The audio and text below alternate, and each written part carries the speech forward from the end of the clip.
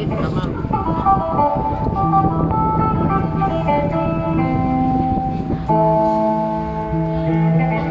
ไปผูกแขนก็ได้ก็บอกไปบอกเด้อได้หมดได้หมดได้หมด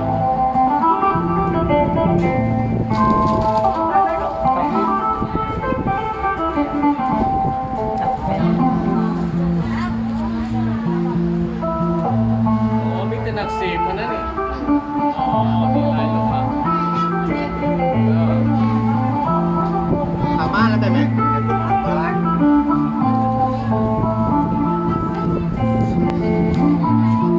ทายเด้อของคนเฒ่าเด้อเข้ามาให้แม่เข้ามาก่อนเลยเข้ามานี่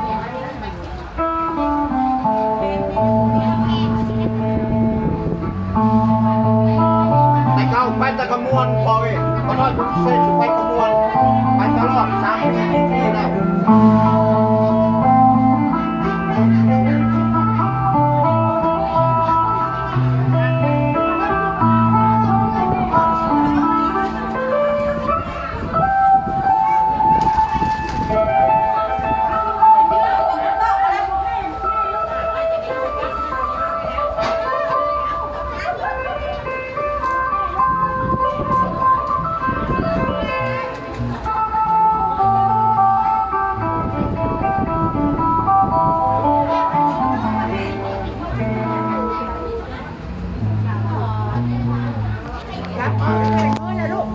มือกอ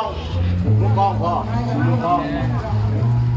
งนี่เทพก็ได้ยิงก็ได้ได้หมด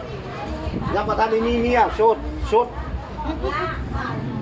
ข้าน้อยนี่กับโชดคือการทำเมียติดอันนี้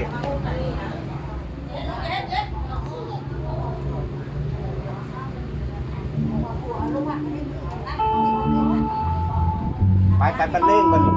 บรรเลงให้คนทางมันนี่